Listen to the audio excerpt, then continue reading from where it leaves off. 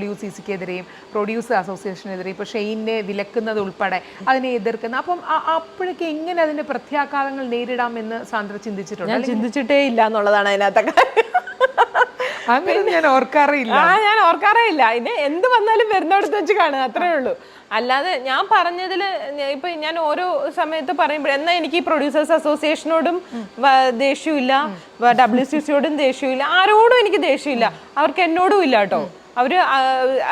അവരും ഞാൻ ഇങ്ങനെയാണെന്നുള്ളത് അവരും അംഗീകരിച്ചു. അപ്പൊ അതുകൊണ്ട് ഇപ്പൊ WCCയിൽ ഇരിക്കുന്നവരാണെങ്കിലും എല്ലാവരും എന്റെ ഫ്രണ്ട്സ് ആയിരുന്നു. അപ്പൊ അവർക്ക് എന്നെ അറിയാം.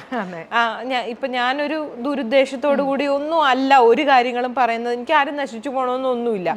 നമുക്കൊരു സാധനം ഒരു സമയത്ത് ശരിയല്ല എന്ന് തോന്നുമ്പോൾ അത് പറയുന്നു, അത് ചെയ്തത് ശരിയായില്ല എന്ന് പറയുന്നു എന്നുള്ളതേ ഉള്ളൂ. ചിലപ്പോൾ ഞാൻ ആലോചിക്കും എന്തിനാ വെറുതെ ആവശ്യമില്ല. എന്നോട് തന്നെ എൻ്റെ ഫ്രണ്ട്സൊക്കെ വിളിച്ച് എന്നോട് ചോദിക്കും, നിന്റെ പണി എന്താ? ബിസിനസ്സാണ്, നീ എന്തിനാ ആവശ്യമില്ലാത്ത സ്റ്റേറ്റ്മെന്റ്സ് ഇറക്കാൻ പോകുന്നത്? അല്ല, ആവശ്യമില്ലാതെ അതാണ് എനിക്ക് ചില സമയത്ത് മിണ്ടാതിരിക്കാൻ എൻ്റെ മനസ്സനുവദിക്കുകയില്ല. ഒരു തെറ്റ് കാണുമ്പോൾ നമ്മൾ ഞാൻ കണ്ടിട്ടില്ല എന്ന് പറഞ്ഞാൽ എനിക്ക് നടക്കാൻ എനിക്ക് പറ്റുന്നില്ല. അതെ, അതുകൊണ്ടാണ് ഈ പ്രതികരിക്കുന്നത്. ഇപ്പം സാന്ദ്ര ആക്ട്രസ് ആണ്, പ്രൊഡ്യൂസറാണ്. ഒപ്പം തന്നെ ഞാൻ ചോദിക്കട്ടെ, ഇപ്പം ഈ സ്ത്രീ സുരക്ഷയെ കുറിച്ചൊക്കെ ഒരുപാട് പറയുമ്പോൾ അങ്ങനെ ഒരു നിലയ്ക്ക് സാന്ദ്ര എന്താണ് സാന്ദ്രയുടെ സെറ്റിൽ എടുക്കുന്ന ഒരു എന്നാ പറയാ, അതിൻ്റെ ഒരു എന്ത് ആയിരിക്കും എടുക്കുക? ഇപ്പം എന്റെ സെറ്റില് ഇതുവരെ എനിക്ക് അങ്ങനെ ഒരു അനുഭവം ആരും പറഞ്ഞ് ഞാൻ കേട്ടിട്ടില്ല. മുൻകരുതൽ അതിന്റെ ഒരു കാരണം എന്താന്ന് വെച്ചാല്, ഇപ്പം ഒന്നാമത്തെ കാര്യം ടോയ്ലറ്റ് ആണ്. അത് ഞാൻ എന്തായാലും എന്റെ സെറ്റിൽ ഒരു കാരവനിൽ ഒരു സൈഡ് ഞാൻ എനിക്ക് വേണ്ടി മാറ്റിയിട്ടുണ്ട്. ഞാൻ കാരവനിൽ പോയി ഇരിക്കാനായിട്ടില്ല, ഞാൻ പോയി ഇരിക്കാറില്ല, എനിക്ക് ടോയ്ലറ്റിന് വേണ്ടി മാത്രമാണ്. അപ്പം അത് എന്ന് വെച്ചാൽ എനിക്ക് ഈ ആണുങ്ങൾ പോകുന്ന ടോയ്ലറ്റിൽ പോകാൻ പറ്റത്തില്ല, ഭയങ്കര ബുദ്ധിമുട്ടാണത്. അപ്പൊ അതുകൊണ്ട് തന്നെ എൻ്റെ സെറ്റിൽ വരുന്ന സ്ത്രീകളോട് ഞാൻ പറയും, നിങ്ങൾക്ക് ടോയ്ലറ്റിൽ പോകണമെങ്കിൽ എൻ്റെ ഇതിനകത്ത് യൂസ് ചെയ്യാം. അതിപ്പോൾ ആരാണെങ്കിലും, ആർട്ടിസ്റ്റ് ആണെങ്കിലും ഇപ്പം കൊറിയോഗ്രാഫേഴ്സ് ആണെങ്കിലും എന്ത് ജോലി ചെയ്യുന്ന ആൾക്കാരാണെങ്കിലും സ്ത്രീകളായിട്ടുള്ള ആൾക്കാരുണ്ടെങ്കിൽ എന്റെ ഇതിൽ പോവാം. സ്ത്രീകൾ മാത്രം.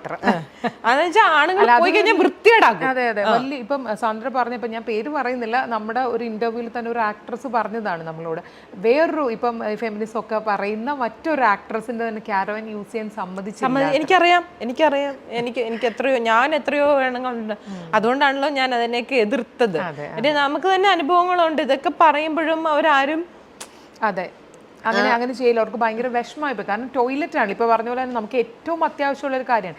ഇവരും ആക്ട്രസ് ആണ്, ഫെമിനിസ്റ്റ് ആണ്, അപ്പം തന്നെ അവരുടെ കാരവാൻ ഉപയോഗിക്കാൻ സമ്മതിച്ചില്ല എന്നൊരു വിഷമത്തോടു കൂടി പറയുകയുണ്ടായി. അതൊരനുഭവമൊന്നും അല്ല, അത് എത്രയോ പേർക്കുണ്ട്. ഇതെനിക്കറിയാം. നമ്മൾ ഇൻഡസ്ട്രിയിൽ നിൽക്കുമ്പോൾ നമുക്കറിയാലോ, ഇതാണ് ഇപ്പൊ പുറത്തൊന്നു പറയുകയും വേറെ പ്രവർത്തിക്കുകയും ചെയ്യുന്നവരാണ് കൂടുതൽ പേരും. അപ്പം ഈ ടോയ്ലറ്റിന്റെ കാര്യം ഞാൻ ഇങ്ങനെ മേക്ക് ഷുവർ ചെയ്യാറുണ്ട്. രണ്ടാമത്തെ കാര്യം, ഞാൻ 24 മണിക്കൂർ സെറ്റിലുണ്ട്. പിന്നെ അപ്പം ആരെവിടെ എങ്ങനെ തിരിഞ്ഞാലും ഞാൻ കാണും. എപ്പോഴും ഇങ്ങനെ നോട്ടം പോകുന്നത് കൊണ്ട് ആരും പൊതുവെ എൻ്റെ സെറ്റിലുള്ള ഒരു സ്ത്രീകളുടെ അടുത്തും മിസ്ബിഹേവ് ചെയ്തതായിട്ട് എൻ്റെ അറിവില്ല. ചെറുതായിട്ട് എവിടെയെങ്കിലും ഒന്ന് ചാഞ്ഞു വരുമ്പം തന്നെ ഞാൻ അവിടെ കയറി ഇടപെടും. എന്നുവെച്ചാൽ അവരെ ബുദ്ധിമുട്ടിക്കുകയോ ഇതൊന്നുമല്ല, ചുമ്മാ തമാശ പറഞ്ഞ് കളിയാക്കി ചിരിച്ച് കളിയാക്കി ഈ കളിയാക്കലിൽ തന്നെ അവർ ഓടും. അതെ, പ്രത്യേകിച്ച് സാന്ദ്ര സെറ്റിലുള്ളത് കൊണ്ട് തന്നെ ശ്രദ്ധിക്കും, ഉറപ്പാണല്ലോ. അപ്പൊ അങ്ങനെ പിന്നെ ഡാമേജ് ഇല്ലാത്ത ഒരു സാധനം, ഇപ്പൊ രണ്ടുപേർക്കും അങ്ങോട്ടും ഇങ്ങോട്ടും വലിയ പ്രശ്നമില്ല, നമുക്ക് എന്താ പ്രശ്നം?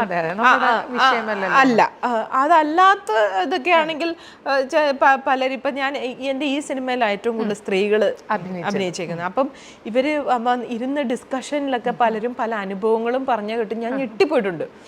ഇതൊക്കെ സിനിമയിൽ നടക്കുന്നുണ്ടോ, ഇപ്പോഴും നടക്കുന്നോ, അതും സീനിയർ ആർട്ടിസ്റ്റുകൾക്ക് ഇങ്ങനെ നടക്കുന്നോ? അതൊക്കെ നമുക്ക് വിശ്വസിക്കാൻ തന്നെ പറ്റൂല. അങ്ങനത്തെ കാര്യങ്ങളൊക്കെ ഇപ്പോഴും നടക്കുന്നു എന്ന് പറയുമ്പോൾ അപ്പം അത് പിന്നെ ഞാൻ ആലോചിച്ചപ്പോൾ, ഞാനാണെങ്കിൽ പ്രതികരിക്കും, നിങ്ങൾ എന്താ പ്രതികരിക്കാൻ എന്നൊക്കെ പറഞ്ഞ് നമ്മൾ ചോദിക്കുമ്പം അതിനകത്ത് പ്രശ്നം, ഇവിടെ സിനിമ ഉണ്ടാക്കുന്നത് ഞാനാണ്.